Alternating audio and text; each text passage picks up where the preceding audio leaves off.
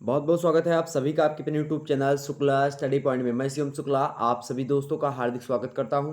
दोस्तों आज हम बात करेंगे बीए सेकंड ईयर के न्यू सिलेबस के बारे में, यानी कि जो बीए प्रथम वर्ष में आप सेकंड सेमेस्टर में प्रवेश कर चुके हैं। लगभग अधिकतर विश्वविद्यालयों की जो परीक्षाएं हैं प्रथम सेमेस्टर की वो संपन्न हो चुकी हैं। कुछ विश्वविद्यालय की परीक्षाएं हो रही हैं, उनके लिए मटेरियल प्लेलिस्ट में अवेलेबल है, वो देख सकते हैं वो लोग। और जिनकी परीक्षाएं हो चुकी हैं बीए प्रथम सेमेस्टर के, मतलब कि ये प्रथम वर्ष के छात्र छात्राएं हैं, उनका सेकंड सेमेस्टर की परीक्षाएं जो होंगी उनकी जल्द ही संपन्न करवाने की प्रयास में पूरी की पूरी यूनिवर्सिटीज़ हैं। अब ये मान करके चलो कि बस आपके पास 2 से 3 महीने का या फिर लगभग 2 ही महीने का समय बचा हुआ है, ऐसे मान करके चलो। अब 2 महीने में आपको कैसे तैयारी करनी है ये आप मुझसे सीखो। मैं आपको 2 महीने के पहले ही आपकी पूरी की पूरी तैयारी संपन्न करवा दूंगा। हो सकता है जो है आपका एक यूट्यूब चैनल जो शुक्ला डी पॉइंट के नाम से है, तो इसी शुक्ला डी पॉइंट नाम से एक ऐप मार्केट में लॉन्च हो चुका है, अर्थात प्ले स्टोर पर आ चुका है। उस पर जल्द ही आपका एक प्रकार से कुछ बहुत कम फीस में आपकी हिंदी साहित्य का जो बीए सेकंड ईयर का पूरा सिलेबस है उसको आपको बताने का प्रयास किया जाएगा। लगभग बहुत ज़्यादा जो है सिलेबस बड़ा है, आप उसको लेकर के बहुत ज़्यादा इधर उधर भटकने की आवश्यकता नहीं पड़ेगी। एक ही झटके में आपको सारी की सारी वीडियोस कहें तो मिल जाएगी, बाकी अगर कहेंगे तो लाइव क्लासेस चलवाने का प्रयास रहेगा। जैसा आप लोगों का जो है इस वीडियो के माध्यम से रिस्पॉन्स आता है कमेंट सेक्शन में, उसके हिसाब से आगे की कार्य मैं बढ़ाऊँगा। और ज़ाहिर-सी बात है कि हिंदी साहित्य आपको एकदम से रटवा करके छोड़ूँगा। आपका कोई भी डाउट होगा मन में, उसको क्लियर किया जाएगा, सारा का सारा डाउट आपका क्लियर होगा, ओके। तो आज हम बेसिकली केवल और केवल सिलेबस यानी पाठ्यक्रम जो है आपका बीए सेकंड ईयर का, उसके बारे में आपको बताने वाले हैं। निश्चित तौर पर पाठ्यक्रम में क्या-क्या आपको पढ़ना है और कैसे पढ़ना है, कितने दिनों में पढ़ना है और किस तरीके की कौन-सी शैली यानी किस विधि से आपकी परीक्षा संपन्न होगी, इसको लेकर के मैं मॉडल पेपर आपको देता रहूँगा, तो आप उसके लिए परेशान ना होइएगा। एक आध क्लास में आपकी डेमो भी 2-3 क्लास आप कहेंगे, जैसा ही आपकी उचित राय मिलती है, उसी हिसाब से आगे की कार्य होगा। तो आप बताइएगा कि थोड़े-से जैसे कि ये होता है कि यूट्यूब पर अगर सारी वीडियोज़ आपकी दे दी जाती हैं, यूट्यूब पर अवेलेबल होती, तो उसमें क्या होता है कि आप सारी वीडियोज़ देख नहीं पाते हो। और जब आप चाहे कुछ ही चाहे कि बहुत कम ही पैसे लगाओगे, तो उसको आप मन से देखोगे, पूरा देखोगे। ये जहाँ तक मुझे पता है, क्योंकि मैं जब पढ़ाई कर रहा था तो भी ऐसी ही सिचुएशन थी। और शायद हमने कभी पढ़ा नहीं, जैसे कि जब वो पढ़ाई बोल रहे हैं, क्या बोलते हैं, जैसे कि कोई कोचिंग वगैरह में पढ़ो तो पैसे दे करके पढ़ना पड़ता है।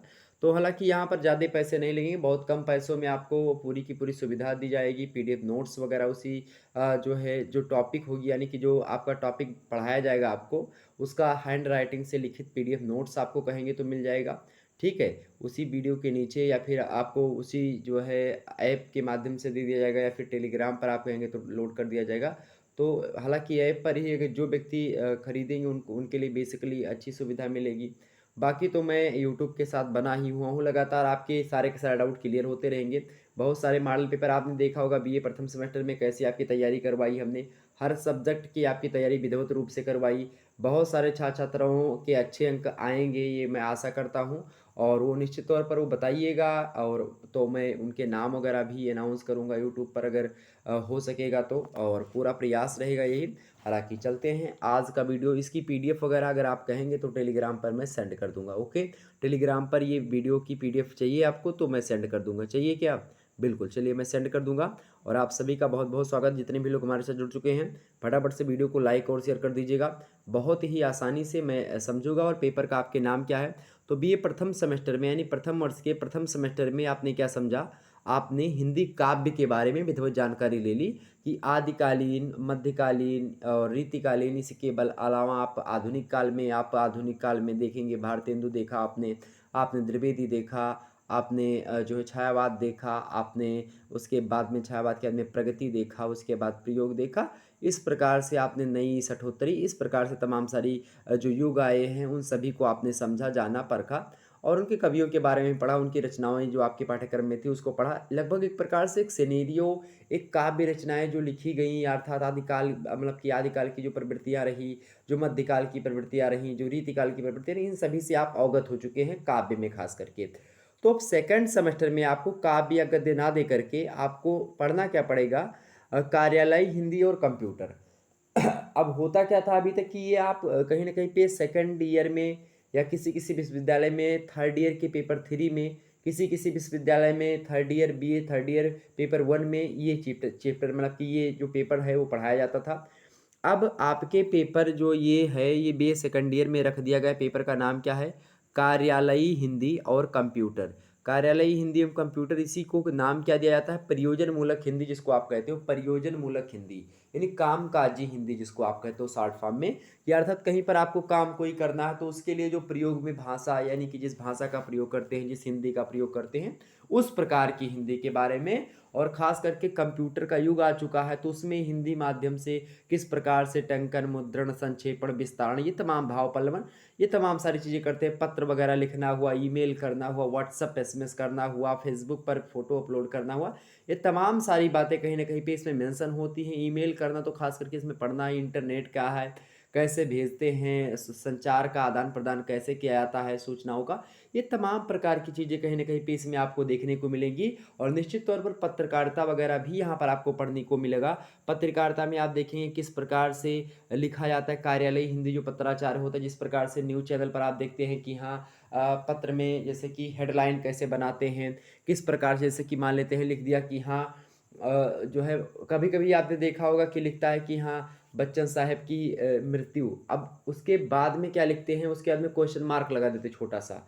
अब आप देखोगे अरे बच्चन साहब की मृत्यु, तो आप बहुत ज़्यादा शौक रह जाएंगे और बहुत ज़्यादा दिक्कत होगी, क्योंकि फैन फॉलोइंग ज़्यादा है और बहुत हमारे लिए सम्माननीय है, महानायक है, तो बड़ी दिक्कत होती है। तो तुरंत आप देखेंगे कि क्या ऐसा हो गया।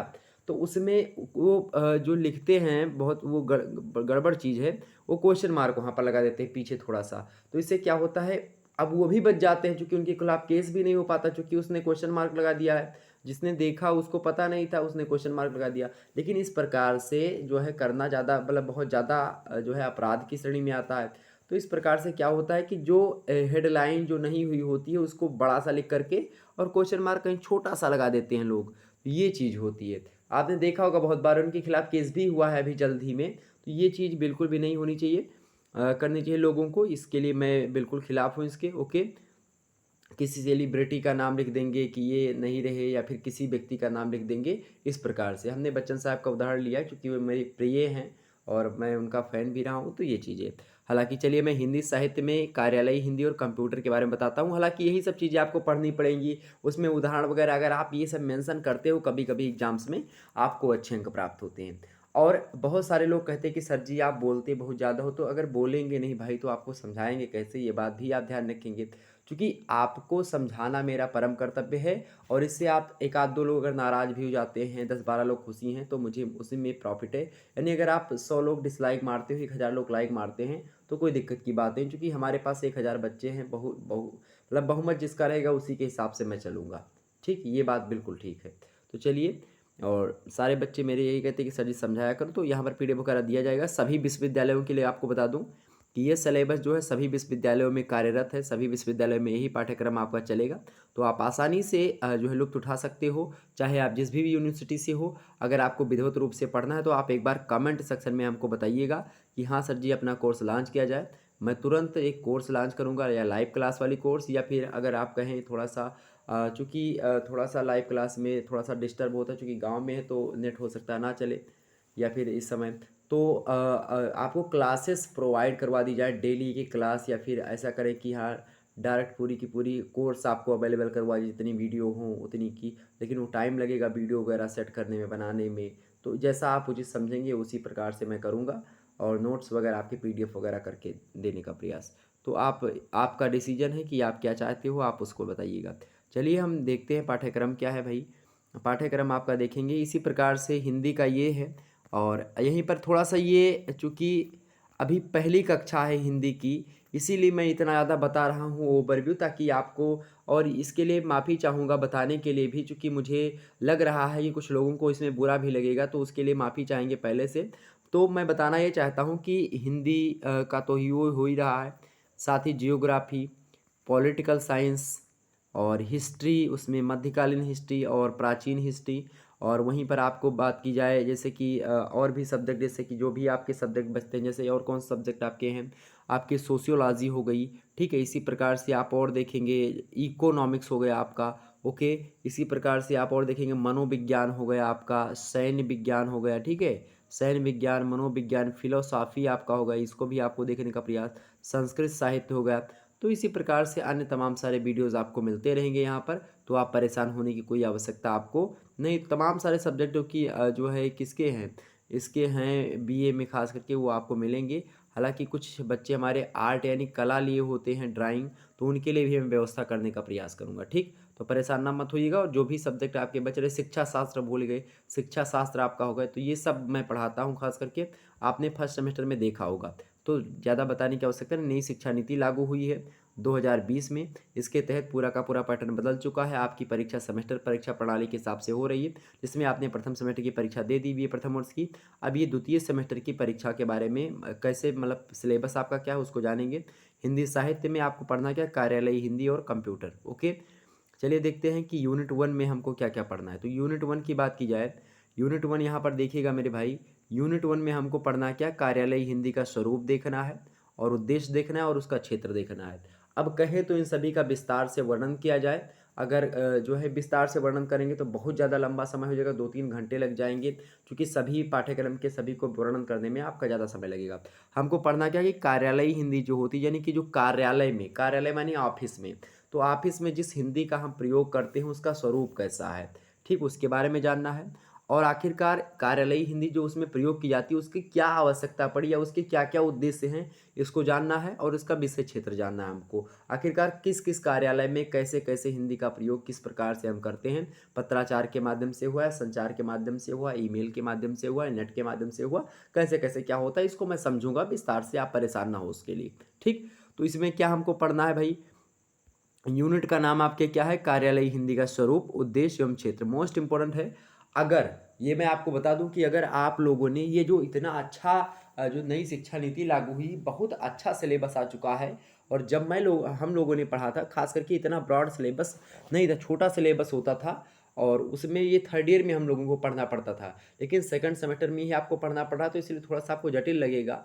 लेकिन ये चीज़ अगर आप जान जाएंगे, निश्चित तौर पर आप कोई और सब्जेक्ट आपका होगा, जैसे सोशियोलॉजी, ज्योग्राफी, पॉलिटिकल साइंस, ये होगा, जब उसमें आपको कॉपी लिखने के लिए बोला जाएगा तो आप बहुत अच्छे तरीके से लिख पाएंगे, क्योंकि इसमें लिखने की विधि भी आपको पढ़नी पड़ेगी, कैसे कॉपी लिखा जाता है इसको लेकर के, संक्षेपण, भाव पल्लवन हुआ, या इसी प्रकार से प्रारूपण हुआ, प्रारूप तैयार करना हो, टिप्पण करना हुआ, प्रतिवेदन देना हुआ, पत्र लिखना हुआ, या फिर प्रपत्र लिखना हो, सरकारी पत्र लिखना हुआ, कार्यालयी पत्र किसी भी प्रकार का पत्र, या फिर सामाजिक कोई पत्र लिखना हुआ, अनौपचारिक अनौपचारिक किसी भी प्रकार का कोई पत्र आपका लिखना है, पत्राचार करना है, तो उसके लिए बहुत ज़्यादा जानकारी आपको मिलेगी, ठीक। खास करके आपको न्यूज़ रिपोर्टर बनना है, तो यहीं से आपको थोड़ा-सा लुभावना मिलेगा कि हाँ, कैसे-कैसे क्या लिखा जाता है, तो आपको बड़ी जानकारी मिलेगी, बहुत अच्छा लगेगा, ठीक। तो अब यूनिट 1 यानी कि आपका इस ये भी, जैसे कि उसमें 8 इकाई में बटा हुआ था आपका पूरा का पूरा सेमेस्टर 1 का, इसी प्रकार से ये भी 8 इकाइयों में आपका बटा हुआ सिलेबस होगा हर एक सब्जेक्ट का। पहला क्या है कि कार्यालयी हिंदी का स्वरूप, उद्देश्य एवं क्षेत्र। तो इसके अंतर्गत हम क्या पढ़ेंगे, कार्यालयी हिंदी की संकल्पना पढ़ेंगे, उसके बाद में उसका उद्देश्य एवं क्षेत्र पढ़ेंगे, फिर उसके बाद में हम क्या पढ़ेंगे, नेक्स्ट चैप्टर के अंतर्गत हिंदी मतलब कार्यालयी हिंदी तथा सामान्य हिंदी का जो संबंध है वो कैसा संबंध है, इसके बारे में जानेंगे। फिर उसके बाद में हम क्या पढ़ेंगे, कार्यालयी हिंदी की संभावनाओं को जानेंगे। फिर उसके बाद में कार्यालयी जो है कार्यकलाप की जो सामान्य जानकारी होती है उसके बारे में हम थोड़ा बहुत जान लेंगे। तो ये इस प्रकार से आपका यूनिट 1 जो होगी समाप्त हो जाएगा। इसमें आप 3 2 5 चैप्टर आप देख सकते हैं। वहीं आगे देखेंगे सेकंड इकाई में यानी कि यूनिट 2 में कार्यालयी हिंदी के बारे में यहाँ पर हम जानेंगे, और कार्यालयी हिंदी में खास करके आप देखेंगे जो प्रयुक्त परिभाषिक शब्दावलियाँ होती हैं उनके बारे में, यानी जो कार्यालयी हिंदी में शब्दावलियाँ जो प्रयोग होती हैं जटिल होती है, खास करके परिभाषिक होती है। परिभाषिक माने ऐसे शब्द जिनकी मतलब परिभाषा अगर हम देना चाहें तो अच्छी अच्छी परिभाषा दे देंगे, मतलब वो थोड़ा जटिल शब्द होंगे, तो ये चीज़ होती है, ओके। अब मैं समझाऊंगा परिभाषित शब्दावलियों में बहुत सारे शब्द आपके आते हैं, बड़े बड़े बहुत सारी हिंदी में तो खास करके परिभाषित शब्दावलियों की भरमार पड़ी जो है, बहुत सारे शब्द हैं, ठीक। तो कुछ अर्ध परिभाषिक होते हैं, कुछ सामान्य शब्द होते हैं, कुछ तकनीकी शब्द होते हैं जिनको परिभाषिक कहते हैं। तो शब्द मुख्य रूप से 3 वर्गों में हम प्रयोग की दृष्टि से शब्दों को 3 वर्गों में बांटते हैं, ऐसा विद्वानों ने बताया है। और भाषा की सबसे छोटी और सार्थक इकाई क्या होती है, शब्द ही होती है, ये बात भी आप ध्यान रखेंगे। तो जो परिभाषिक शब्दावलियाँ हैं, जिन शब्दों की सीमा बांध दी जाती है, और जो शब्द व्याकरणिक दृष्टि से सामान्य शब्दों की निर्माण प्रक्रिया के नियमों से क्या होते हैं, परिचालित होते रहते हैं, और किंतु अर्ध संरचना के धरातल पर दोनों में अंतर जो है स्पष्ट होता रहता है, उन्हें ही हम परिभाषित शब्दावली जनरली बोल देते हैं। तो ये चीज़ें होती है आपकी परिभाषित शब्दावलियों में। अब चर्चा करेंगे हम विस्तार से, हालाँकि पूरा का पूरा आपको बताने का प्रयास रहेगा। निश्चित तौर पर एक-एक शब्द आपको समझाऊँगा, उदाहरण के माध्यम से समझाऊँगा और सारी बातें आपके समझ में आएँगी। हमको पढ़ना क्या है इसमें, शब्दावली का मतलब शब्दावली के निर्माण के सिद्धांत, यानी जो शब्दावली बनती है, जो परिभाषित शब्दावलियाँ, उनका निर्माण कैसे होता है, उनके निर्माण के सिद्धांतों के बारे में जानना है। फिर उसके बाद में हम आगे बढ़ेंगे। नेक्स्ट वीडियो के अंतर्गत हम क्या पढ़ेंगे, कार्यालयी हिंदी की परिभाषित शब्दावलियाँ। क्या, कार्यालयी हिंदी की जो परिभाषित शब्दावलियाँ हैं उनके बारे में जानेंगे। कार्यालय में कौन कौन सी जो है परिभाषित शब्दावलियों का प्रयोग खास करके किया जाता है। जैसे कि आप देखेंगे जो है तमाम सारे शब्द होते हैं कि प्रस्तुतकर्ता या फिर पाने वाले, मतलब इस प्रकार से आप देखते हैं कि जो है आप देखते हैं कि हाँ, आज्ञा से, सेवा में, श्रीमान, प्रधानाचार्य महोदय, या इसी प्रकार से अन्य चीज़ें जो आप लिखते हो, शोक संदेश हुआ या फिर कोई जो है खुशी वाला संदेश हुआ है, तमाम प्रकार के संदेश, उसमें उसमें आप देखते हैं कुछ किसी दूसरी तरीके की भाषा होती है। जैसे आम बोलचाल की जो भाषा होती है वो तो होती है, लेकिन जब भी आप कोई लेटर वगैरह किसी को लिखते हो या कोई पत्र लिखते हो तो उसमें आप जटिल शब्दावलियों का प्रयोग करते हो। उसको आप किसी व्यक्ति से कहो कि भैया एक एप्लीकेशन लिख दो हिंदी में, तो हिंदी में नहीं लिख पाएगा, बहुत उसको कठिन महसूस होगा। लेकिन अंग्रेजी में बोलोगे तो लिख देगा कि हाँ, जो है तमाम सारा चीज़ें लिख देगा कि हाँ सर, श्रीमान, ये मतलब ये सर, जो है आई रिस्पेक्ट, यही कुल जो भी लिखना होगा वो बता देगा। लेकिन हिंदी में थोड़ा सा उसको कठिनाई का अनुभव होगा, तो उसके बारे में जानेंगे। वहीं अगला है कार्यालयों एवं अधिकारियों के नाम। कार्यालयों और अधिकारियों के नाम, इसके बारे में देखेंगे। उसके अंदर पद नाम क्या क्या, किस जो है चीज की पद, मतलब जिस पद पर व्यक्ति बैठा है उसका क्या नाम है, कैसे निर्धारित होता है। संबोधन के लिए कौन कौन से शब्द हैं। प्रशासनिक और जो है कुछ प्रशासनिक शब्दावलियाँ, प्रशासनिक मैंने समझ रहे हैं, जैसे प्रशासन करने के लिए, जैसे कि लोक प्रशासन हुआ, इसी प्रकार से तमाम सारे शब्द होते हैं जो कि प्रशासनिक सेवा में खास करके प्रयोग किए जाते हैं हिंदी के, उनके बारे में। और कुछ विधिक शब्दावली, विधिक मानी जो कानूनी शब्दावली है, जैसे कि कानूनी शब्दावली में उत्प्रेक्ष आप देखेंगे, उत्प्रेषण, बंदी प्रत्यक्षीकरण, या फिर आप देखेंगे अनुच्छेद, प्रस्तावना, ये तमाम प्रकार के जो शब्द होते हैं कहीं ना कहीं पे ये सब परिभाषिक शब्दावली है और विधिक रूप से यानी कानूनी रूप से, कानून वगैरह में जो लिखे गए शब्द हैं।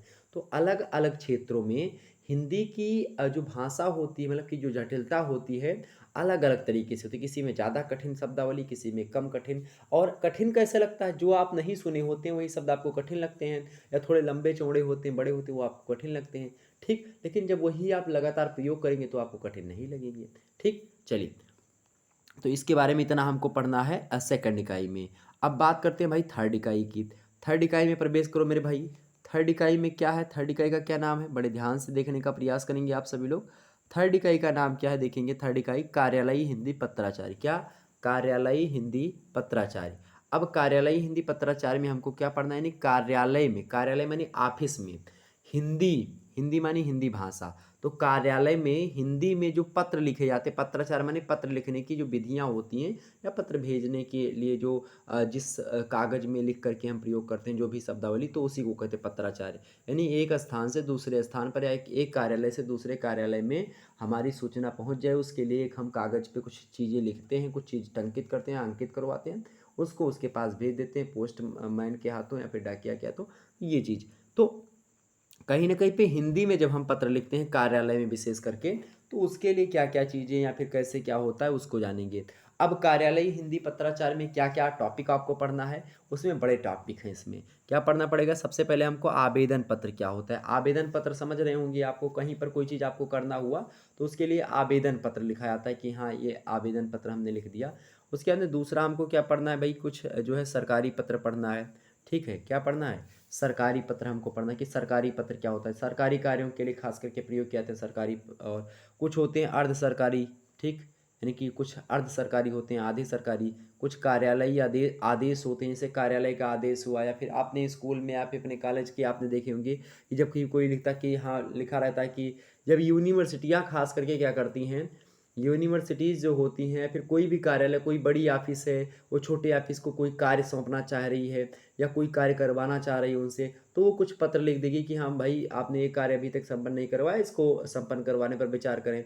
या यूनिवर्सिटीज़ को देखेंगे, आपकी यूनिवर्सिटीज़ जो है वेबसाइट जारी मतलब कि उस अपने वेबसाइट पर कोई सूचना जारी करती है कि हाँ समस्त विद्यालयों को आवासीय या फिर जो भी विश्वविद्यालय हैं उनको सूचित किया, मतलब कि जो हम संबद्ध महाविद्यालय हैं उनको सूचित किया जाता है कि हाँ फला तारीख से जो है परीक्षा करवाने की डेट सुनिश्चित करें, मतलब कि अपने बच्चों को बताएं ये। तो इस प्रकार से महाविद्यालयों को विश्वविद्यालयों के द्वारा यानी कि यूनिवर्सिटी के द्वारा जो है क्या दिया जाता है, आदेश दिया जाता है, कार्यालयीय आदेश दिया जाता है। तो उसके द्वारा पत्र जो लिखा जाता है वो परिपत्र क्या होता है, ठीक है। दोबारा से अगर कोई आपको जो है कोई चीज़ लिखे यानी रिप्लाई कैसे आपको देना, फिर उसके बाद में अधिसूचना क्या होती है, मतलब अधिसूचना के बारे में पढ़ेंगे।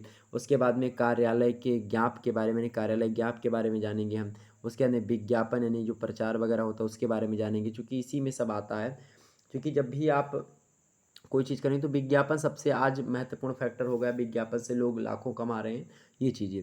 वहीं निविदा इसके बारे में जानेंगे, संकल्प क्या होता है इसके बारे में पढ़ेंगे, और प्रेस विज्ञप्ति क्या होता है इसके बारे में भी हम जानने का प्रयास करेंगे। तो ये सब जटिल और यही सब देखेंगे, ये जो शब्द दिए गए यहाँ पर ये हिंदी की परिभाषिक शब्द ही हैं, ये बात आप ध्यान रखेंगे। अपने आप में एक एक शब्द व एक एक टॉपिक है, ये बात आप ध्यान रखोगे। बहुत ही जटिल शब्द हैं लेकिन आपको मैं समझाने का प्रयास करूंगा, आप परेशान मत होइएगा, बड़े ही आसान से और आपकी देहाती भाषा में, अपनी खुद की भाषा में हम एक एक बातों को समझेंगे, ठीक है। तो परेशान होने की अभी आवश्यकता आपको बिल्कुल भी नहीं है। बस हमने सोचा कि आपके समक्ष सिलेबस बता दिया। आप बहुत ज़्यादा परेशान हो रहे थे कि सर सिलेबस बताओ, सिलेबस बताओ, सिलेबस बताओ। हमने सोचा कि सभी सब्जेक्ट का आपको सिलेबस दे दिया जाए। तो आप क्या कहते हो, सभी सब्जेक्ट का आपको सिलेबस दे दिया जाए? बिल्कुल, सभी सब्जेक्ट का सिलेबस और सभी सब्जेक्ट के अगर कोर्सेज़ कहेंगे तो उसी हिसाब से कोर्सेज़ लॉन्च होंगे। हालाँकि हिंदी का तो मैं आपके समक्ष व्यवस्था में हूँ पूरा कि लॉन्च किया जाए, और बाकी सब्जेक्ट के सोशियोलॉजी, पॉलिटिकल साइंस, इकोनॉमिक्स, इन सभी का अगर आपकी रिक्वायरमेंट होती है तो आप लोग बताने का प्रयास करेंगे, मैं उसी हिसाब से कार्य करूँगा आगे। पहले एक आध दो ट्रायल किया जाएगा, फिर उसके बाद आगे देखते हैं। आपके पास चौथा जो इकाई है, चौथी जो इकाई है उसमें क्या क्या संकलित है भाई। चौथी इकाई में आप देखेंगे बड़ा ही अच्छे अच्छे टॉपिक आपके देखने को मिलेंगे यहाँ पर। देखिएगा, प्रारूपण हमको पढ़ना है। प्रारूपण यानी प्रारूपण माने क्या होता है, प्रारूप जैसे कि कोई चीज़ आपको लिखना है तो उसका पहले से प्रारूप यानी सांचा बना लेना, जिसको कहते हैं ना, जैसे कि ईंटा ढालते हैं लोग, देखें गाँव में, तो उसको पहले सांचा बना लेते हैं उसका, तो सांचों में फिर मिट्टियाँ भर देते हैं, उसके बाद में फिर वो उसी तरीके से सांचे में बन जाता है, उसी तरीके छप जाता है वो। तो इसी को प्रारूपण कहते हैं। जैसे कोई चीज़ आपको लिखना हो तो उससे पहले उसका पूरा का पूरा एक खाका तैयार कर लें, या फिर कोई आपको जैसे संविधान लिखना हुआ, संविधान का प्रारूप पहले बना लिया, कैसे कैसे क्या करना है हमको, तो ये होता है प्रारूप। टिप्पण आप समझते हैं कि जो टिप्पण होता है वो टिप्पणी जो होता है, जब टिप्पण लिखने की प्रक्रिया को टिप्पण कहते हैं, और जब लिख करके जो मटेरियल तैयार होता है उसको टिप्पणी कहते हैं, ठीक है।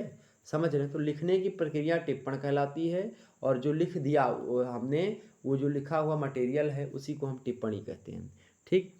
संक्षेपण क्या होता है कि कोई बहुत बड़ी चीज़ें लिखी हुई हैं उसको कम शब्दों में बता देना, कम बातों में उसी भाव के साथ उसको बयां कर देना ही क्या कहलाता है, संक्षेपण कहलाता है, यानी संक्षेप में बताना।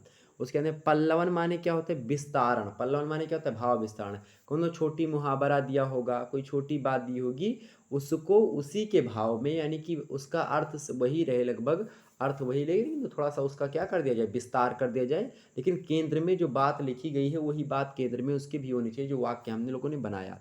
यानी इसको आप संक्षेपण और पल्लवन एक दूसरे के क्या है, जस्ट अपोजिट हैं। यानी कि पल्लवन जो होता है ये छोटा शब्द लिखा हुआ मिलेगा, आपको दिया जाएगा, और उसको आपको विस्तार करना होगा पल्लवन को। और संक्षेपण में छोटा मतलब कि आपका बड़ा शब्द दिया जाएगा, मतलब कि बड़ा वाक्य दिया जाएगा, उसको आपको छोटे यानी कम शब्दों में समझाना होगा। पल्लवन में जो है आपको कम शब्द दिया जाएगा और ज़्यादा शब्दों में आपको बयां करना होगा, ठीक। ये चीज़ है। प्रतिवेदन फिर बारे में हम समझेंगे। तो इस प्रकार से इन सभी चीज़ों के बारे में हम समझेंगे।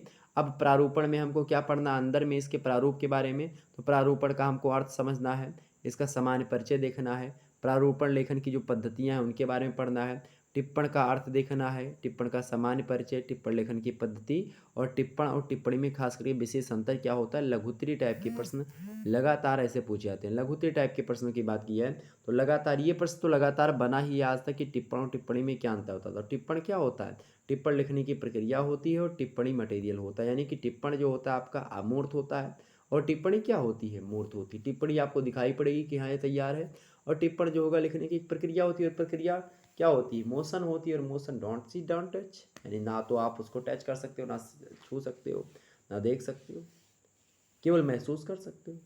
ये चीज़ें हैं, ठीक। तो कहीं न कहीं पे हमको इसी प्रकार से संक्षेपण का भी हमको अर्थ वगैरह देखना है। संक्षेपण का हमको अर्थ देखना पड़ेगा। उसके बाद में क्या-क्या देखना पड़ेगा हमको संक्षेपण का अर्थ, संक्षेपण का सामान्य परिचय, संक्षेपण लिखने की जो पद्धतियाँ होती हैं, किस प्रकार संक्षेपण लिखा जाए, संक्षेपण कैसा संक्षेपण रहेगा तो अच्छा होगा। संक्षेपण लिखने के लिए उदाहरण आपको देगा उसमें कि हाँ, इसका भाव पल्लवन कीजिए, दी गई पंक्तियों का भाव पल्लवन या फिर दी गई गद्य पंक्तियों की भाव पल्लवन कीजिए या फिर जो है भाव विस्तारण कीजिए या फिर आपसे कहेगा कि हाँ इसका संक्षेपण लिखिए। तो ये आपको देगा वहाँ पर लिखने के लिए खास करके। तो जब भी देगा आपको लिखने के लिए तो कैसे लिखना है, किस तरीके से, क्या-क्या चीज़ों पर ध्यान देना होता है, इन समस्त बातों को हम अपने लेक्चर्स में बताने का प्रयास करेंगे। ठीक? उसके बाद में यहाँ पर आगे हम बढ़ेंगे, पल्लवन का अर्थ देखेंगे, फिर उसका सामान्य परिचय भी देख देंगे उसी वीडियो में, फिर उसके अंदर पल्लवन के जो विभिन्न सिद्धांत हैं, यानी पल्लवन लिखते समय किन किन बातों को हमको ध्यान में रखना चाहिए उसको हम बताएंगे। उसके अंदर पल्लवन और निबंध, चूँकि पल्लवन और निबंध जो होता है वो लगभग एक ही जैसा होता है, कुछ मात्रा में मिलता जुलता है। तो निबंध और पल्लवन के बीच के अंतर को और उसके संबंध को, दोनों को यहाँ पर समझना पड़ेगा। ठीक, लेखन में देखिए पल्लवन और निबंध लेखन में अंतर को देखना है यहाँ पर, और प्रतिवेदन का, उसके बाद में प्रतिवेदन का अर्थ देखना है, सामान्य परिचय देखना है प्रतिवेदन का, और उसका प्रयोग कहाँ कहाँ पर प्रतिवेदन का हम लोग करते हैं, तो ये सब देखना है। तो इस प्रकार से आपका ये चैप्टर, आपका इकाई जो है 4 समाप्त होगा। इसके बाद में हम पहुँचेंगे इकाई 5 में। किस में पहुँचेंगे भाई? इकाई 5 में। इकाई 5 में हमको पढ़ना क्या है? इकाई 5 की बात की जाए तो इकाई 5 में हमको क्या पढ़ना है भाई? इकाई 5 की बात की जाए तो इकाई 5 में हमको क्या पढ़ना है? इकाई 5 में आप देखेंगे हिंदी भाषा और कंप्यूटर का विकास क्रम, यानी कंप्यूटर का विकास कैसे कैसे हुआ धीरे धीरे, वो पूरे की पूरी उसकी हिस्ट्री पढ़नी पड़ेगी। उसके बाद में कैसे विकास हुआ, फिर धीरे धीरे उसमें कैसे संशोधन होते गए, फिर लगातार धीरे धीरे बदलता गया, और आज हमारे समक्ष किस प्रकार का कंप्यूटर विराजमान है, जिसके माध्यम से हम जो है अनेकों अनेक कार्य लगातार किया करते हैं। तो इन सभी मुद्दों को हम अपनी वीडियो लेक्चर के माध्यम से आपको समझाने का प्रयास करेंगे। निश्चित तौर पर आपको मटेरियल हर मात्रा में आपको जो है देने का प्रयास रहेगा। लगातार मैं आपके साथ बना हूँ, जिस प्रकार से आपकी फर्स्ट सेमेस्टर की तैयारी करवाया हूँ, उससे भी कहीं न कहीं पे और भी दुगने जोश के साथ मैं सेकंड सेमेस्टर की तैयारी करवाऊँगा झोंके से। और आपको बता दूँ कि आप अपने यूनिवर्सिटी में जाएँ, कॉलेज जाएँ या ना जाएँ, बुक लें या ना लें, कुछ भी हो, आपके पास कुछ है या नहीं है, आप आसानी से अगर मेरे कोर्सेज़ से पढ़ लेते हैं या फिर आप मेरी वीडियोज़ को देखते हैं, निश्चित तौर पर आपका काम हो जाएगा। और ऐसा मत सोचिएगा कि हाँ, यूट्यूब पर सर जी क्लास नहीं लेंगे, यूट्यूब पर और धड़ल्ले के साथ क्लास होगी, ये मत सोचिएगा। मैं दुगना जोश के साथ आपके समक्ष आया हूँ, बस आप लोगों का प्यार दुलार चाहिएगा। और मुझे कोई एक प्रकार से ऐसा वो नहीं कि हाँ, ये आपसे ये करवाया जाए, ये वो करवाया जाए। बट मैं सोचता हूँ कि यूट्यूब पर उतना ज़्यादा नोटिफ़िकेशन भी नहीं भेजता है। अब मैं लेक्चर देता रहता हूँ, बच्चे जुड़ते नहीं, तो उसमें थोड़ा-सा ऑड लगता है और समझ में नहीं आता मुझे भी। तो इसीलिए क्या होता है कि हाँ, वो अलग ही पढ़ाया जाए। बाकी तो मैं जो चीज़ें आप लोग ज़्यादा पसंद करते हैं, उसको तो मैं लगातार यहीं पर यूट्यूब पर ही देता रहूँगा खूब अच्छे तरीके से। तो ऐसा नहीं कि आप केवल कोर्स ही पढ़ेंगे तो भी आप पास हो जाएँगे। आप जैसे कि अगर मेरी यूट्यूब पर वीडियो ही जुड़े हैं, अगर आपके पास पुस्तक भी नहीं, तो आप आसानी से पास हो जाएँगे। लेकिन अगर जिनको विस्तार से पढ़ना है, खूब अच्छे तरीके से पढ़ना है, एग्ज़ाम में टॉप करना चाहते हैं, या और अच्छा मटेरियल उनको नहीं जो है मिल पा रहा, तो उनके लिए अच्छा है आपका कि वो कोर्स पूरा का पूरा लें, ठीक है? और लेकिन और हर बच्चा ये चाहता है कि हाँ, वो अच्छे तरीके से पढ़े, चूँकि जिसने हिंदी लिया है, हिंदी की ख़ास करके बात की जाए तो हिंदी पढ़ना बहुत अच्छी बात है। और आगे चल कर के जब आप एमए वगैरह करेंगे, तो ये भाई, अब मैं बता दूँ, मैं खुद भी एमए जो है में हूँ, तो कहीं न कहीं पे आप देखेंगे कि ये सब जो कार्यालयी हिंदी और कंप्यूटर सिस्टम है, ये कहीं न कहीं बहुत ज़्यादा वहाँ पर आपको हेल्प करेगा, जब आप नेट की तैयारी करोगे, ठीक है? और ख़ासकर नेट की तैयारी में तो इसका बहुत ही ज़्यादा योगदान है। नेट की आप यूपीएससी की तैयारी कर रहे हो, उसके लिए मोस्ट इम्पोर्टेंट है, ठीक है? उत्तर लेखन में सबसे अधिक सहायक जो कुछ होगा, आपका हिंदी होगी, ठीक? तो ये चीज़ें हैं। आगे समझते हैं, तो कंप्यूटर का सामान्य परिचय हम यहाँ पर देखेंगे। उसके बाद में कंप्यूटर का इतिहास समझेंगे। साथ ही साथ अगले चैप्टर में हम कंप्यूटर में जो हिंदी भाषा का विकास हुआ है, किस प्रकार से धीरे-धीरे हुआ है, और इतिहास पूरा का पूरा समझेंगे। और उसके बाद में कंप्यूटर में हिंदी का क्या भविष्य है, यानी कि भविष्य में हिंदी का क्या योगदान होगा कंप्यूटर के लिए, कंप्यूटर के विकासात्मक कार्यों में, या फिर कंप्यूटर में हिंदी का प्रयोग कहाँ तक जो है संभव है और किस तरीके से होगा भविष्य में। तो इसके बारे में भी हम चर्चा करेंगे। ठीक, तो ये 5 इकाई हो गई आपकी। उसके बाद में हम छठवीं इकाई में प्रवेश करेंगे बड़े धीरे से। और जब हम छठी इकाई में प्रवेश कर जाएँगे मेरे भाई, तो आप देखेंगे यहाँ पर कि हिंदी भाषा में कंप्यूटर प्रौद्योगिकी। कंप्यूटर प्रौद्योगिकी हिंदी भाषा में किस प्रकार से आई, उसके बारे में हम जानने का प्रयास करेंगे। अब इसमें कंप्यूटर प्रौद्योगिकी में क्या-क्या चीज़ें हमको पढ़ना है, यानी कि आपको पढ़ना है। तो हम कंप्यूटर प्रौद्योगिकी में क्या आपको समझाएँगे, इंटरनेट। अब आज इंटरनेट का ज़माना है, लगातार आप देखेंगे चाहे हिंदी हो चाहे जो भी हो, आप बड़ी-बड़ी यूनिवर्सिटीज़ की परीक्षाएँ ऑनलाइन होती रहीं, ओपन बुक एग्जामिनेशन हो रहा है।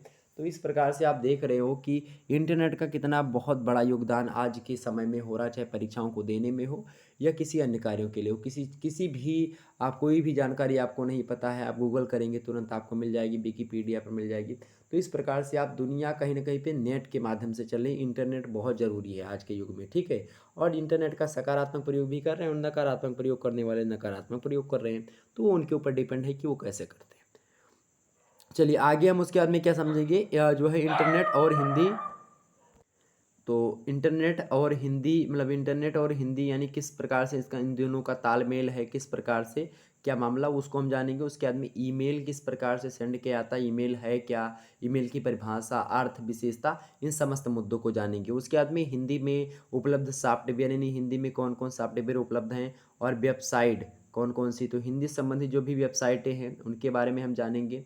और उसके बाद में कौन से सॉफ्टवेयर हैं जो कि हिंदी में उपलब्ध हैं, उन सभी के बारे में हम जानने का प्रयास करेंगे। आजकल आप देख रहे होंगे कि आप अंग्रेजी में लिख रहे हो जो है, लेकिन हिंदी में लिख करके छप के आ रहा है। गूगल इंडिक कीबोर्ड का प्रयोग कर रहे हो आप। गूगल जो है ऐप आ चुका है ट्रांसलेटर की, आप अंग्रेजी में वहाँ पर कुछ बोलो, हिंदी में बोल करके सुनाएगी आपको एक लड़की, मतलब कंप्यूटर टाइप की। तो इसी प्रकार से आप देखेंगे कि हर क्षेत्र में कहीं न कहीं पे बहुत ज़्यादा क्या हो चुका है, चेंज हो चुका है। तो उस चेंज के बारे में कैसे क्या हुआ, पहले कैसे होता था, धीरे-धीरे कैसे-कैसे चेंज हुआ, इन सभी मुद्दों को यहाँ पर देखने का प्रयास किया जाएगा। तो ये सब हम देखेंगे। उसके बाद में सोशल मीडिया पर हिंदी लेखन कौशल। आजकल आप देख रहे होंगे कि हिंदी में लिखना लोग ज़्यादा पसंद करते हैं। अगर जो हिंदी में आज के लगभग 2 साल पहले हिंदी में लिखना बहुत जटिल कार्य होता था। हिंदी टाइपिंग किसी-किसी को आती थी और हिंदी में सारी बातें लिखी भी नहीं जा सकती थी। मात्रा लगाने के लिए आपको बड़ी मेहनत करनी पड़ती थी। तो या पहले आप देखें कीपैड मोबाइल जब थी तो आपको कहीं न कहीं पे एक शब्द लिखने के लिए 4 बार जो है कोई आपको बटन दबाना पड़ता था, तब जाकर के इसे PQRST, एक ही बटन में PQRST थे। तब मान लेते हैं आपको टी दबाना हो तो 4 बार आपको पी दबाना मतलब कि दबाना पड़ता था लास्ट वाली बटन को मतलब कि 9 को। तो इस प्रकार से होता था। तो कहीं न कहीं पे उसमें देखेंगे सोशल मीडिया आज चल रही है, उसमें हिंदी लेखन कौशल किस प्रकार से बढ़ रहा है, यानी कि जो हिंदी लिखने का जो स्किल है वो किस प्रकार से डेवलप हो रही है लगातार। और आप देखेंगे कि आजकल बॉयफ्रेंड गर्लफ्रेंड भी कहीं न कहीं पे हिंदी में लेखन करके ही बात करना पसंद करते हैं। हिंदी में आप देखेंगे वैसे अंग्रेजी लिपि का प्रयोग करके हिंदी में बातें लिखते हैं। आजकल आप व्हाट्सएप, फेसबुक पर आप देखेंगे, वहीं हिंदी में भी लिखते हैं लोग। आप देखेंगे कि हिंदी में जो है रोमन शैली जो वो शैली अपनी देवनागरी शैली यानी देवनागरी लिपि जो है उसका प्रयोग करके लिखते हैं। तो ये सब चीज़ें भी हम वहाँ पर मेंशन करेंगे, उसको भी देखने का प्रयास करेंगे विस्तार से। ओके। उसके बाद में यहाँ पर देखेंगे इकाई 7 में हम प्रवेश करेंगे और इकाई 7 में हमको पढ़ना क्या है। इकाई 7 में देखेंगे बाबू हम क्या देखेंगे कि हिंदी भाषा और ई-शिक्षण। क्या देखें भाई? क्या देखें मुन्नुआ? चलिए, अब जो भी आप समझो वो चीज़ समझो, जो भी संबोधन अच्छा लगे वो बताओ भाई। अगला है आपका कि हिंदी भाषा और ई-शिक्षण। ई-शिक्षण माने क्या होता है? ई माने होता है इंटरनेट, ठीक है? ई माने क्या होता है? इंटरनेट। जब भी ईमेल हो तो यानी कि इंटरनेट मेल, ठीक है? ईमेल हुआ, ये सब चीज़ें आप समझिए। ई माने होता है इंटरनेट, सिंपल सी परिभाषा, ठीक? इंटरनेट समझ ही रहे होगे आप लोग कि कोनो ऊपर जैसे सैटेलाइट है उसमें लगा हुआ है। आप यहाँ पर मोबाइल खोल रहे हो, वहाँ से देख रहे हो, वीडियो चल रहा है। आज 2014 से पहले क्या ऐसा संभव था? आप देखते थे कि हाँ, 5 रुपए की 20 एमबी आती थी, वोडाफ़ोन वाले देते थे और उसी में साले के वो जो है 2G पकड़े रहता था। और 2G घूमता रहता था। एक फ़ोटो आपको लोड करने में सोचो कितना मेहनत करनी पड़ती थी आज के 4-5 साल पहले। और आज देखो तुरंत फ़ोटो क्या, अगर मूवी आपको लोड करना हो तो मुश्किल से 5 से 6 मिनट लगता है, तुरंत लोड हो जाती है। तो कहीं न कहीं पे ये सब बहुत आगे निकल चुके हो। तो ये ई-शिक्षण यानी कि इंटरनेट के माध्यम से आप शिक्षण ले रहे हो ना, मैं इंटरनेट के माध्यम से आपको पढ़ा रहा हूँ, आप पढ़ रहे हो इंटरनेट के माध्यम से, पढ़ रहे हो कि नहीं पढ़ रहे हो? ये सब भी कहीं न कहीं पे इसी में शामिल हो और ये सब भी पढ़ना पड़ेगा आपको। देखिए, तो हिंदी भाषा और ई-शिक्षण हम कैसे देखेंगे? इंटरनेट पर उपलब्ध पत्र पत्रिकाएँ जो हैं इसके माध्यम से हम सीख सकते हैं, पढ़ेंगे इसके बारे में। इंटरनेट पर जो उपलब्ध कुछ दृश्य और श्रव्य, दृश्य माने होता है देखने वाले वीडियोज़, श्रव्य माने सुनने वाले। तो आप देखेंगे दृश्य और श्रव्य, यानी आप मेरी वीडियोज़ को देख भी रहे हो और सुन भी रहे हो। ये क्या है, दृश्य और श्रव्य दोनों माध्यम हो गया ना आपका पढ़ाई का। ओके, समझ में आ गई बातें। तो इंटरनेट पर तमाम सारी पत्र पत्रिकाएँ, दृश्य श्रव्य सामग्री हैं जो कि हमको ई शिक्षण यानी कि जो ई शिक्षण में आती हैं। ई शिक्षण माने इंटरनेट के माध्यम से जो हमको शिक्षा प्राप्त होती है वो चीज़ें। उसके बाद में ब्लॉग हो गया, आप बहुत ज़्यादा यूट्यूब पर आप देखेंगे लोग ब्लॉगिंग करते हैं, कहीं पर गए वहाँ पर वीडियो बना करके शूट कर दिया, तो आप वहाँ पर गए नहीं लेकिन उसके बारे में आपको जानकारी हो गई। या किसी भी किले के बारे में आपको पता करना है तो आप डालेंगे तो मिल जाएगा कि हाँ वो वीडियो वहाँ पर जाकर घुमाएंगे, बताएंगे कि हाँ यहाँ पर कौन सा पत्थर लगा है, कैसा आर्किटेक्चर है, या तमाम प्रकार की चीज़ें वहाँ पर आपको बताएंगे। उसके अंदर फेसबुक पेज लोग लगातार बना, फेसबुक पेज जानते हो, या फेसबुक आप जब पेज बनता है पेज वाला लाइक बटन, उससे लोग पैसे भी कमाते हैं और उससे माध्यम से जानकारी भी मिलती है। पुस्तकालय ई पुस्तक सामग्री यानी ई पुस्तकालय सामग्री, ई पुस्तकालय माने होता है इंटरनेट पुस्तकालय। आप देखें कोई पुस्तक आपको मान लेते हैं नहीं मिल रही है और उस पुस्तक का नाम और उसके आथर का नाम यानी जो उस लेखक का नाम अगर आप जानते हो तो आप गूगल पर सर्च करोगे तो पीडीएफ फॉर्म में आपको क्या मिल जाएगी, पुस्तक मिल जाएगी। ओके, ये सब चीज़ें हैं। सरकारी और गैर सरकारी चैनल कुछ हैं, यानी कि जैसे आप देखें ज्ञान दर्शन हो गया, ई पाठशाला हो गया, स्वयं हो गया, मूक्स हो गया, ये सब चैनल है। और यूट्यूब चैनल आजकल के माध्यम से आप देखेंगे जैसे कि आप यही शुक्ला स्टडी पॉइंट ही ले लीजिए, ये भी आपका यूट्यूब चैनल है जिसके माध्यम से आप ई शिक्षण ग्रहण करते हो। तो शुक्ला स्टडी पॉइंट भी एक यूट्यूब चैनल है। आप देखेंगे कि आज लगभग भारत की लगभग आधी से ज़्यादा क्या लगभग 90% जो छात्र हैं वो यूट्यूब का सहारा लेते हैं पढ़ाई में कहीं न। चाहे यूपीएससी की तैयारी कोई कर रहा हो, चाहे यूपीएससी यानी डीएमए की तैयारी होती है, चाहे यूपीएससी की तैयारी कोई कर रहा हो, चाहे नीट की हो, चाहे आईआईटी की तैयारी कोई कर रहा हो, या फिर कोई बीए की तैयारी खासकर कर रहा हो। बीए में तो क्रांति एक प्रकार से आ गई शुक्ला स्टडी पॉइंट के द्वारा आप लोगों के सफल प्रयास से। तो आप देखेंगे कि ये सब क्या हो रहा है, ये सब कहीं न कहीं पे ई शिक्षण ही है, ठीक है? तो ये हो गई आपकी चीज़ें। और आप देखेंगे कि जो है पॉडकास्ट, आभासी कक्षाएँ भी कुछ, तो ये तमाम सारी चीज़ें ये सब क्या हैं? इंटरनेट शिक्षण है। अब इन सभी के बारे में हम जानेंगे। उसके बाद में आपका आता है 8वाँ इकाई। अब 8वीं इकाई में आप देखेंगे तो पढ़ना क्या है आपको, जो है 8वीं इकाई में 2 खंड हैं आपके। पहला खंड देखेंगे आ और उसके बाद में हम खंड बा देखेंगे। पहले खंड के अंतर्गत हमको क्या पढ़ना है, हिंदी कंप्यूटर टंकण। टंकण माने क्या होता है, जो एक प्रकार से छपाई वगैरह होती है, ठीक। और शॉर्ट हैंड तथा सैद्धांतिक पक्ष, शॉर्ट हैंड टाइपिंग आप देखते होंगे होती है, तो उन सभी के बारे में सैद्धांतिक पक्ष। और हिंदी साहित्य में शोध, यानी हिंदी साहित्य में शोध भी बहुत सारे लोगों ने किया, तो उसके बारे में भी हमको देखना, यहाँ पर पढ़ना पड़ेगा। और ख़ास करके आपने जो है सेमेस्टर फर्स्ट में यानी सेमेस्टर 1 में भी हिंदी साहित्य में शोध के बारे में पढ़ा कि शोध क्या है, शोध की परिभाषा वगैरह हमने आपको बताई थी, तो वो भी था उसमें। अब इसके अंतर्गत हमको क्या पढ़ना है कि हिंदी भाषा के विभिन्न जो फ़ॉन्ट होते हैं, फ़ॉन्ट माने होता है जो लिखने की शैली वगैरह, ये सब पढ़ना है। उसके बाद में यूनिकोड के बारे में जानना है। उसके बाद में स्पीच टू टेक्स्ट प्रौद्योगिकी, स्पीच टू टेक्स्ट माने होता है कि आप बोल दो और वो लिख करके आ रहा, तो इस प्रौद्योगिकी यानी इस टेक्नोलॉजी के बारे में हम जानेंगे, पढ़ेंगे। ठीक, आप देखते हैं ना गूगल इंडी कीबोर्ड वगैरह, या फिर आप देखते हैं कि यूट्यूब पर आपको कोई चीज़ सर्च करना हो तो छोटे छोटे बच्चे लिखते हैं, बोलते हैं कार्टून, कार्टून 2 बार बोला कार्टून, तुरंत आ गया कार्टून लिख करके और तुरंत सर्च कर लिया। या आप कहीं पर कोई गाना सर्च कर रहे हैं तो तुरंत आपने गाने का नाम बोला और मतलब माइक ऑन किया और तुरंत वो लिखते चला गया। चाहे हिंदी में लिखो, चाहे अंग्रेजी में बोलेंगे तो अंग्रेजी में करें तो अंग्रेजी में लिखेगा, हिंदी में करें हिंदी में लिखेगा। दुनिया की तमाम सारी भाषाएं उनमें आपने बोला तो उसमें वो लिख करके देगा। तो आप सोचो कि हाँ ये क्या आगे बढ़ रहा है ना, तो इसी के बारे में हमको पढ़ना है। उसके बाद में आगे हम क्या पढ़ेंगे, हिंदी पीपीटी स्लाइड एवं पोस्टर निर्माण। पोस्टर निर्माण समझते हैं, जो थंबनेल मैं ऊपर बनाता हूँ आपका बना रहता, तो ये पोस्टर निर्माण कैसे बनाना है। और जिस पीपीटी यानी कि पीडीएफ माध्यम का जो मैं आपको पढ़ा रहा हूँ पीपीटी के माध्यम से, मैं पीडीएफ बना लिया तो पीडीएफ वही होता है पीपीटी। तो पीडीएफ बनाया हमने, अब पीडीएफ बनाया, स्लाइड बनाई, स्लाइड बना करके उसको पीडीएफ में जोड़ा है। स्लाइड आप देखते हैं, स्लाइड माने यानी फोटो आपने बना लिया और फोटो को इसी से धीरे धीरे सरका सरका करके पढ़ा रहे हैं, तो स्लाइड तरीके से पढ़ा रहे हैं। यानी एक पेज जो होगा पूरी की पूरी मोबाइल में जो आ रहा है ये एक स्लाइड हो गई। फिर हमने इसको टाला, फिर दूसरी स्लाइड आएगी, फिर तीसरी आएगी, चौथी आएगी, इस प्रकार से। और ये पीपीटी है जो यहाँ पर बना, पीडीएफ जिसको आप कहते हैं पीडीएफ नोट्स कहते हैं ना, तो पीडीएफ आपकी पीपीटी। तो हिंदी पीपीटी स्लाइड और पोस्टर निर्माण कैसे होता है इसके बारे में भी देखेंगे हम और जानने का प्रयास करेंगे। वहीं आगे हम खंड बा के अंतर्गत क्या समझेंगे, हिंदी साहित्य में शोध। हिंदी साहित्य में शोध हमको क्या पढ़ना है, इसमें शोध के प्रकार को देखना है। अब शोध के प्रकार में परिकल्पना परीक्षण को हमको पढ़ना है और परिकल्पना उत्पादन, इन दोनों के बारे में समझना है। वहीं हम और भी आगे अगर देखेंगे तो हमको शोध के विभिन्न चरण जो हैं उन चरणों के बारे में देखना है, पढ़ना है, और उसके बाद में साहित्यिक शोध का क्या उद्देश्य होता है, इस उद्देश्य को भी हमको जानना है। तो ये विभिन्न प्रकार की चीज़ों के बारे में हमको जानकारी यह से ग्रहण ग्रहण जो है करनी है, और विभिन्न प्रकार की चीज़ें मैं आपको यहाँ पर समझाने का प्रयास करूँगा।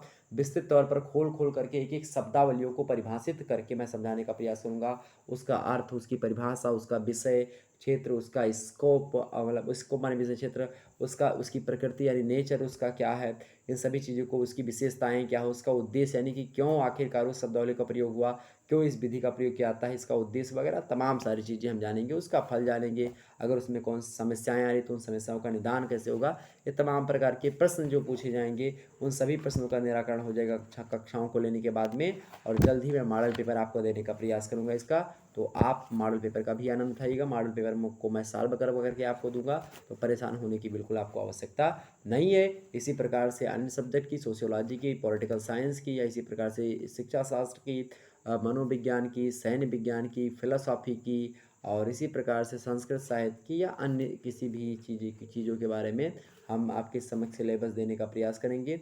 ठीक है, और कुछ जो आपका अनिवार्य प्रश्न पत्र होता है उसके बारे में भी मैं सिलेबस जल्दी पे सेकंड सेमेस्टर का दे दूंगा। ओके, मिलते हैं फिर नेक्स्ट वीडियो में। अब तक के लिए जय हिंद, जय भारत। आप सभी का बहुत बहुत धन्यवाद हमारे साथ जुड़ने के लिए। इसी प्रकार से अपना प्यार दुला बनाए रखिएगा। तो कार्यालय हिंदी और कंप्यूटर आपके पेपर का नाम है। BA सेकंड सेमेस्टर की बात यहाँ पर हो रही है। ओके, ये बात ध्यान रखें, सभी विश्वविद्यालयों के लिए ये पाठ्यक्रम सेम है, ये बात आप ध्यान रखेंगे। सभी विश्वविद्यालयों के लिए पाठ्यक्रम क्या है, सेम है। तो आप किसी भी विश्वविद्यालय से हो, लगभग सभी विश्वविद्यालयों में यही आपका पाठ्यक्रम फॉलो हो रहा है। ओके, नई शिक्षा नीति में ये बता दिया गया कि हाँ लगभग सभी विश्वविद्यालय एक ही सिलेबस रखेंगे, क्योंकि इससे क्या होता है कि हाँ बच्चा अगर किसी दूसरी यूनिवर्सिटी में बाद में भी आता है तो उसको कोई दिक्कत ना हो। ठीक है, और पहले क्या होता है, सभी विश्वविद्यालय अलग अलग सिलेबस फॉलो करते थे, कुछ कुछ मिलता था, लेकिन अब सबका सब मिल रहा है। ओके, चलिए फिर मिलते हैं नेक्स्ट वीडियो में। तब तक के लिए जय हिंद, जय भारत। आप सभी का बहुत बहुत धन्यवाद।